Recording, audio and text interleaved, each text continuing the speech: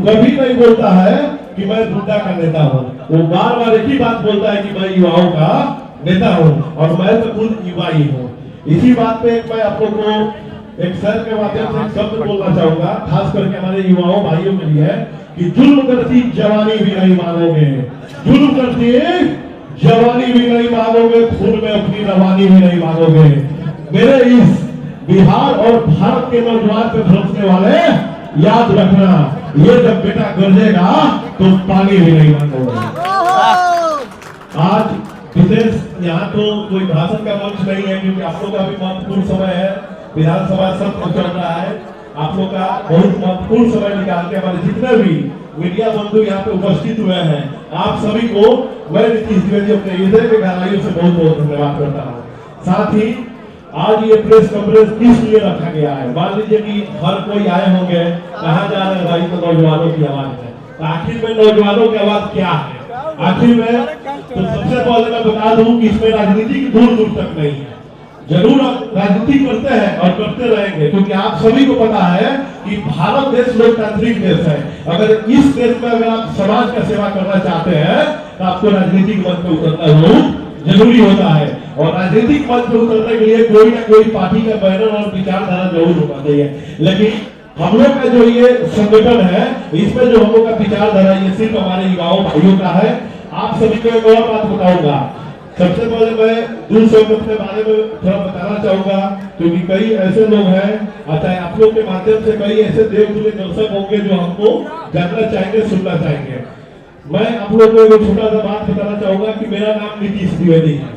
आप सभी को पता है कि मेरा नाम नीतीश द्विवेदी है, और मेरा उम्र मतलब भी लगभग बोलेंगे 26 साल होने जा रहा है।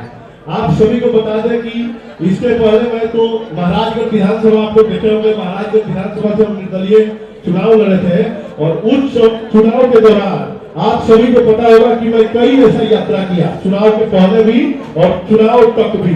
आप सभी को पता है कि एक मैं यात्रा किया, जो यात्रा का नाम था जन आशीर्वाद यात्रा।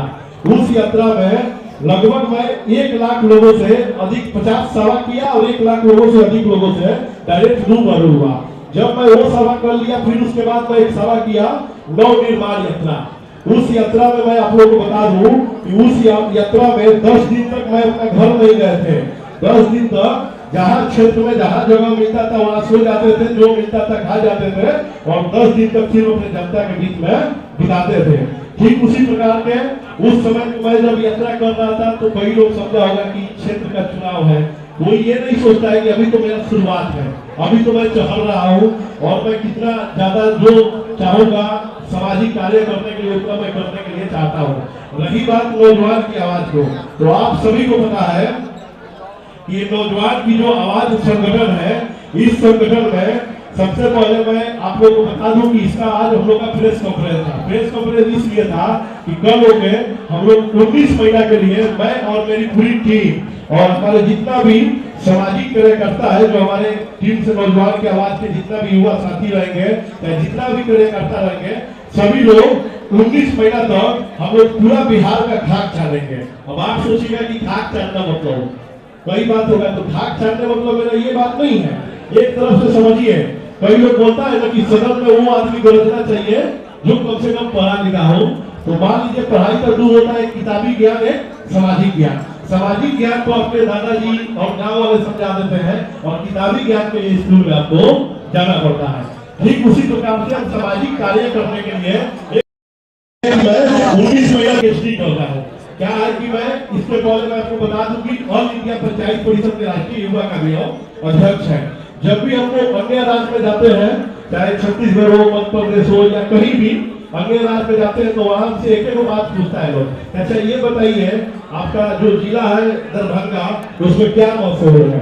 तो हम तो जो गूगल से पढ़े रहते हैं वो बोल देते हैं, लेकिन मैं अब पढ़ के बोलना नहीं चाहता हूँ। मेरा सिर्फ एक ही मकसद है कि इस यात्रा के दौरान मैं जाऊंगा और वहाँ वास्तव में देखूंगा कि मखाना का खेती कैसे होता है। मैं ये देखना चाहूंगा कि हमारे बिहार का मखाना जो 600 से लेकर 1200 रुपया केजी बिकता है, आखिर में यहाँ से 2000 किलोमीटर दूर दुबई में 37,000 किलो बेचता है। मुझे ये देखना है कि आखिर में हमारे मखाना अन्य राज्य में हजारों में क्यों बिकता है, आखिर में ऐसा क्या है?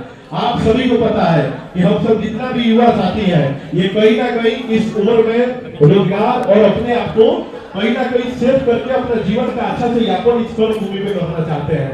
आप सभी को पता है इसी पटना के गांधी मैदान में कोई को हमारे युवा जितने भी साथी है वो सब लोग आके अपना हक का लड़ाई लड़ते हैं। आप सभी को पता है इसी बिहार में अगर कोई नौकरी निकल गया और 2 साल तक उसका ज्वाइन नहीं होता है तो आके लाठी खाने का काम करते हैं। लेकिन अब टेंशन लेने का जरूरत नहीं है। ये नौजवान की जो आवाज है ये आप सबका आवाज है। अगर आप लोग के साथ अगर लाठी खाना होगा तो हम लोग लाठी खाने के लिए भी तैयार है। अगर बहुत ज्यादा अगर एफआईआर भी सरकार के संगे अगर आप लोग लड़ना भी चाहते हैं, एफआईआर करके चाहे किसी भी कानूनी प्रक्रिया से अगर आप लोग लड़ने के चाहेंगे तो एक नौजवान के मन से आप लोगों को वकील देने का काम करेगा। अगर आप लोग बहुत गंभीर रूप से अगर कोई बीमारी हो गया लड़ते लड़ते तो उसके लिए भी हमारे डॉक्टर साहब लोग हैं जो आपको इलाज समय पे करने का। ये नौजवान की आवाज बहुत मतलब जितना भी लड़ाई का जितना भी सामग्री एक तरफ से सख्त समझिए, क्योंकि लड़ाई लड़ने के लिए हर चीज का सख्त होता है। अब रही बात की आखिर में ये नौजवान के आवाज से हम लोग करेंगे क्या, तो आप सभी को पता है कि हम सब जितना लोग हैं अलग अलग विंग के हैं और अलग अलग विंग का भी बहुत सारा विंग है। क्योंकि अभी तो हम लोग चालू किए, इसका ऑफिस भी रहेगा, हम लोग साथ में विंग के सब लोग एक साथ नीतीश द्विवेदी काम कर रहे थे महाराजगंज में। जब हमको वोटवा नहीं आया, जब हम पूछने गए कि आखिर में ये बताइए कि मुझे वोट क्यों नहीं मिला, तो उन्होंने बोला कि नीतीश जी आप ऐसा जगह रही है जहाँ पे कम से कम मैं आपको चुनूं तो आपके देखा देखी मुख्यमंत्री बने। ऐसा सोच है जनता का हमारे यहाँ। तो मैं सोचा कि इन लोग का जो विचारधारा है इस विचारधारा में अपना कुछ होने वाला नहीं है, क्योंकि यहाँ पे अलग ही बात होता है। हम सब लोग को सिखाया जाता है कि आप जातिवाद करो, हम लोग को सिखाया जाता है कि आप मुजफ्फरबाद करो, हम लोग को सिखाया जाता है कि आप इनके बारे में बोलो इनके बारे में मत बोलो।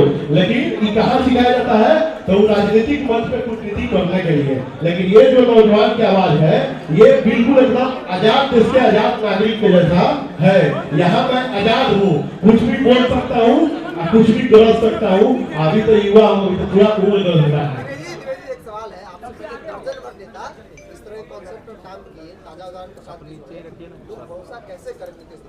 देखिए भाई, हम तो एक ही बात जानते हैं, हम नेता उसी को मानते हैं। हो सकता है कि मंत्री विधायक सांसद किए होंगे, मंत्री विधायक सांसद होना अलग बात है और नेता होना अलग बात है। हमारे अगर सिवान का बात किया जाए तो डॉक्टर राजेंद्र बाबू नेता है, लोक नायक जयप्रकाश नारायण जी कोई पोस्ट में नहीं रहे, ना वो मंत्री रहे, विधायक रहे, ना सांसद रहे, लेकिन लोक नायक जयप्रकाश नारायण जी। तो हम लोग इन लोग के मार्ग पर चलने वाले हैं। कर्पूरी ठाकुर जी आज उनका जयंती है, हम लोग भी याद करेंगे उनकी जयंती पर।